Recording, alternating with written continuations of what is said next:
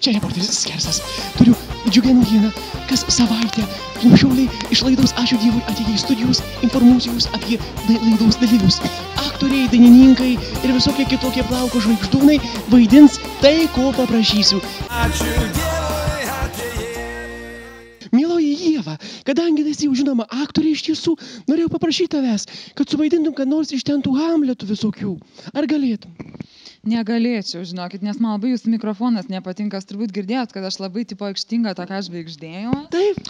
Tai aš tikrai nevaidinsiu. Tai ko suvaidinti galime? Tai ko gali, kiek mokėsi, tiek vaidinsi, na? Nu, ai, kaip faini, ai, kaip šypsame. Ieva nevaidina, tačiau kiti suvaidins. Tačiau Ieva sakė padainuot. Prašau.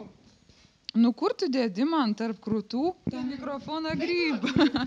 Neužstok man. Ne, aš turiu prasirepetuoti, žinokit, dėl honoraro turim susitarti, nieko čia nebus. Neždinkitės, prašau, jūs Batmane. Ieva tikra šmaikštuolė, mes su ją dar pabūsime. Ieva, gal šoks tada šokį? Aš jau šokau, žinokit, laidoj šokį, tai vat pažiūrėsit tą kratalinę. O nusirengimų šokį? Visokį, ir apsirengimų, ir nusirengimų, ir kitų nurengimų. Taigi, Ieva žada nusirengti. Jums kažkoks sindromas yra. Kratatės visą laiką. Kas čia tokia yra? Čia kaip mano senelių jau čia buvo. Taip? Turbūt įsitikinote, kad riebioji Ieva tikra hamė. Jis su manimi elgėsi kaip su nepraustaburniu žurnalistu. Ačiū Dievui atėjai. Mes toliau kalbiname garsiuosius aktorius. Šį kartą mano kelyje pasimaišė garsiausios grupės Jonis Trijonis. Ir dabar, gerbiamas Trijoni, noriu jūsų paprašyti. Gal galėtumėte parodyti, kaip ten buvo Hamlete? Hamlete? Pala, kaip ten būdavo?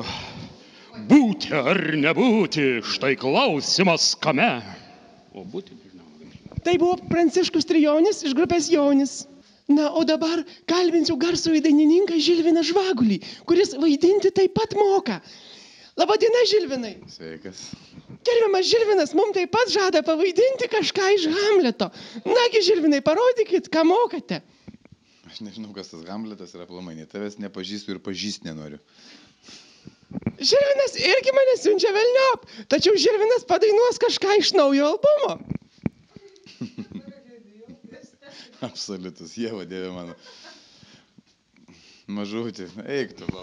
Susimokė su Ieva ir pasiuntė mane. Na, tai buvo laidos Ačiū Dievui atėjai užkulisiai.